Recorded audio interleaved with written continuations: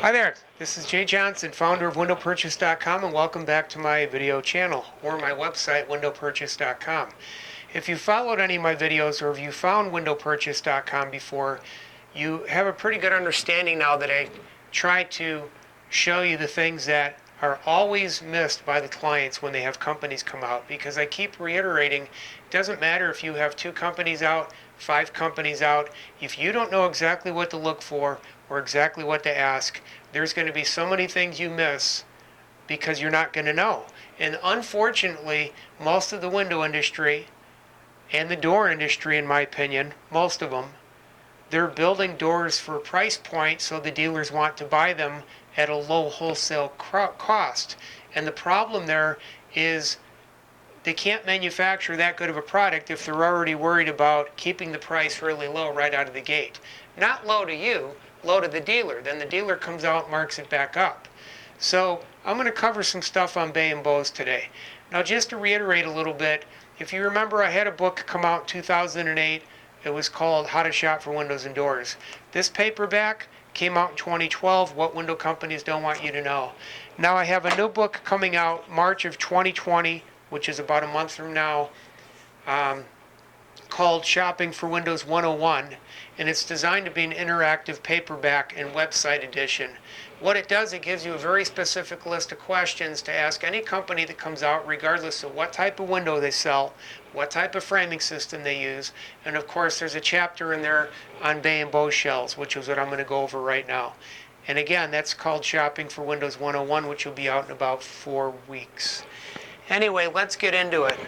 I want to show you some before and after pictures. These are more before pictures.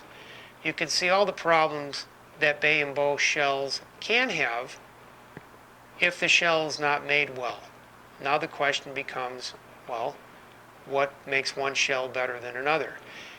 This part here is the bottom of a mullion, which is supposed to be the support structure. The problem is it sits right on top of the seat board, and the caulk is worn away, and then it led to water damage on the inside of the house, on the seat board, because it's a poor system. And that's what it's showing you in these pictures. So, let's get into it. Every time I consult with somebody on Bays and Bose, the first thing I ask them is, did the company you have out, are you going to get insulated seat board? I don't know. Well, how could you not know? Some companies, that's going to be their seat board. And this is usually shop grade plywood. That's how thin it is. And there's no insulation to it.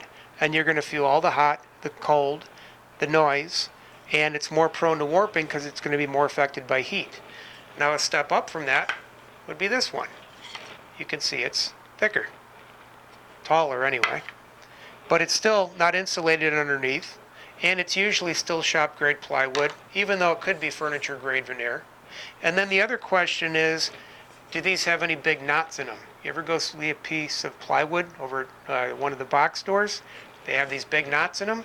Well, some Bay and Bose shell manufacturers manufacture that wood where that seat board, the entire depth and the entire width, has no knots in it, and they're using a furniture grade veneer on top. So let's take that middle piece and compare it to this one. Now you have an insulated seat board. This is all furniture grade veneer layers on top. The only place you have shop grade plywood is underneath. This provides a lot of R value to the seat board for insulation. And then underneath this gets cladded, usually in vinyl. Sometimes aluminum, but I usually see vinyl, to keep moisture from affecting the wood or having any type of wood-boring bugs that want to come up and start chewing on that wood. So when you see a Bay or Bose window, this happens to be a Bay window, you don't know what's going on underneath this seat board unless when you purchase the window, you went over these things with the salesperson. Don't assume that everybody's giving you this. Now, if you live in a really cold climate, like really cold, like if I was in Alaska, I'd actually want this seat board. This may be overkill in some areas, but if you lived in a super cold area all the time, someplace like Alaska, this is what I'd be shooting for. And you can see this is going to have even more R value to it. But let's get to a couple other examples. I'm going to set these aside. and I want to talk about edge banding. This is what edge banding is. Typically, this is stuff that you would see here or here, just above the trim. Some companies finish it off nice so it looks like this. So when it's painted or stained, it's seamless. But if you don't do this edge banding process, this is what it's going to look like. It's going to look like a wafer cookie. And it's not going to look as nice as the trim or the seat board or the headboard, or possibly even the windows if you're staining the windows. This is a simple process. I mean, there's a machine that does it, but some companies just don't do edge banding or they don't offer it. So this is what it's going to wind up looking like. And that's very overlooked. Let's talk about the mullions. These are mullions. This is a mullion. This only needs 2 because it's a bay window. When you get into your bow windows where you have 4, 5, 6, 7 windows, you're going to have more mullions. Cheapest system on the market is this Flimsy vinyl system. There is no insulating value to this. There's no structural support. What happens is this snaps in here. This is what you see on the outside. This is why you don't see between the windows on the inside. Then what they actually do is they put a window here and they put a window here. And most of those companies sometimes don't even put any foam in here to try to insulate the cavity because it's going to be too big a cavity. This is a garbage system. Now, an upgrade from that, and I use my words carefully, would be this. That is the same system, except you can see there's a threaded rod going down the middle, and they pump the whole cavity full of foam. Okay? So that's kind of like, I don't know if I want to say your medium grade mullion system, but it's a little better than the one I just showed you. Now, if you want a better mullion system, it's going to be a product that's an engineered lumber. This is actually called timber strand. It comes from aspen trees, the urethanes and resins. It is 25% stronger than wood, and it does not absorb or release moisture.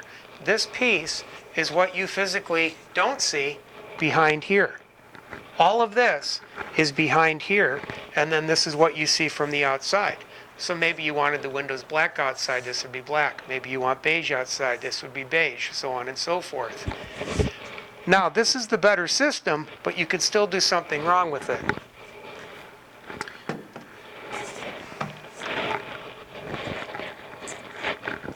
In that picture I showed you, where that water was leaking in underneath, what they did was they took the good mullion system, but they put it on top, and then they just caulked the heck out of it.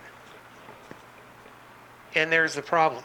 Where do you think the water is going to come through, especially wind-driven rain? A better system, and not all companies do this on their bay and bow shells, they will take this system, and it goes like that. Now you have an overlap. So you don't have that caulk up there, and nothing's going to get through up or underneath this. This is a much better way to assemble this unit. I mean, it's literally a no-brainer. Now keep in mind a couple things. There are different bay and bow shell manufacturers on the market. Some of them certainly build better shells than others, but what determines how good the shell is built, let's just say they have 3 different qualities. You got their best shell, you got their middle grade, and you got their low grade. Okay? Well, why would they have a middle grade and a low grade? Why don't they just sell everybody their best grade?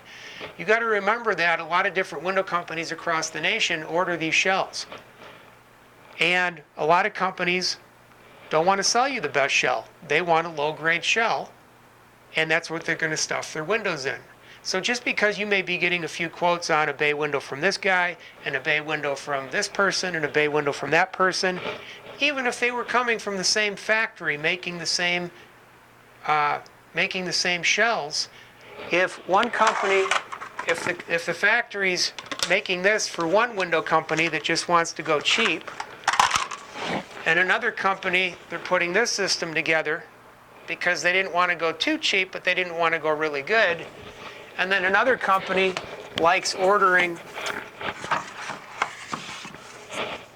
everything the best they can get, all things being equal, this is going to be your better base shell or bow shell, even though it's coming from the same manufacturer. So sometimes what determines quality in this stuff is what the window company orders from the bay and bow manufacturer. So if you get a cheaper shell, it's sometimes not the bay and bow manufacturer's fault, it's what the window company wanted to order and then stuff their windows in. And it doesn't matter how good the bay or bow shell is built, don't ever forget, you still got to discuss the windows. I separate always discussing the windows and the performance ratings and the materials and the longevity and the durability and the warranty, because what windows go in the shell is going to have a huge effect on everything else. So again, you need to know more about bay and bow shells, but you also need to know the stuff you need to know about the windows going in the holes. Now there's another thing I want to point out. Your better bay and bow shell manufacturers, when a window dealer or window manufacturer wants to order top of the line, you have this panning system here. So what happens is, when the windows get set in, this has a lip behind it, and if this would pretty much be impossible, and this is hard to demonstrate, but if this is down here, it would have to be able to come all the way up and in. Water doesn't flow up. And if any water got in here, this is a panning system where it would protect the wood and it would just weep right back out. And a lot of companies don't use this panning system. They just put that thing right on top. They do goobs of caulk. There's no panning system. And those are your systems that just aren't built for longevity or durability. You can kind of see how all this is put together. And the other thing I want to point out is, let's say you have a company come out and they say, yeah, we have an insulated seat board. Well, if they're only insulating to the wall, this is going to sit right on top of the sill. You're not going to have any insulation going through that wall to the outside, and this is going to be more affected by heat, cold, moisture, and stuff like that. And a lot of times that could cause warpage issues to the wood, because if this is sitting on cold, what's wood want to do when it gets cold? Contract. If it gets hot from the sun sitting it, then it wants to expand. Your better bay and bow shells will actually, you can see through and through here, instead of stopping here, they're going to run that insulation all the way out to the outside, the exterior of the wall. So theoretically, these are both insulated seat boards, but this is when a company kind of wanted to go cheap, and this is when the company really wanted to do the best thing possible and have that insulation go all the way to the outside of the wall. So these are a lot of the things that are commonly missed when it comes to bay and bows. Let's see if there's any other pictures here worth showing you. Here's a picture of that engineered lumber. Those are all going to go between. And this would be the other thing that you would want to know. These are showing rotted mullions at the bottom. You can't see it in the picture, but when I pan over, you can see that's what's happened on the bottom of those. Because the other thing that makes a better bay and bow shell is, and I know this is a short piece, but this piece here, from a bird's eye view, again, are the mullions. Now, your better bay and bow manufactured shells will have a threaded rod that runs all the way down through this piece. All the way down through it. Most companies don't do that because they really don't care, or they don't want to afford a little extra to have that bay or bow built even better. And when you have a threaded rod that runs all the way through it, you have a better support system from underneath that. And those are the types of things that keep the seat boards from sagging on the outside, or the mullion just sitting on top and then caulking it, or the mullion starting to detach from the seat board, and then you start to get that water leakage underneath. So I know this is a lot to take in, but like I keep saying, it's pointless to have companies come out for these bay and bow shells because the prices are going to be all over the board. Well, why was this guy $3,500 and I had another guy that was $7,000 and then I had some guy that was $10,000? Doesn't matter what you spend. If you don't even know how that shell's being built, and on top of it, you really don't learn a whole lot about the windows, all you're looking at is a price on a piece of paper, and in your head, all you're doing is getting a bay or bow window. You know nothing else except price, and you're getting a different type of projection window. And when you put one of these in your home, if it's made right, if it's built for longevity and durability, and if you're putting high performance windows and high performance glass in it, that's going to last a very long time. It should have a pretty good warranty with it. And most of your companies, not all of them, will already pre-stain or pre-paint the shell. And if they're doing it right, they're also going to do some UV coats of polyurethane on it to protect it from UV rays. But if you're getting better glass in the windows to start with, that glass is also an additional protection against those the fading from the sun. Anyway, that's my story on the bay and bow windows. These are things that are commonly missed by pretty much everybody I've consulted with, and it's a real eye-opener when somebody walks in and actually starts teaching you the right things, telling you the right questions you should be asking, and showing you the right pieces and how it should be built. So again, if you want to go cheap, go flat with the wall. Don't even bother with the bay and bow. If you want to put something that's going to change the appearance of your home, either from curb appeal, sometimes off the kitchen in the back if you have a nice backyard, then spend the extra money, make sure you're putting in a high quality shell, and then also make sure there's high quality windows going in those openings as well. My name is Jay Johnson, windowpurchase.com. If you like my videos, please subscribe to my channel.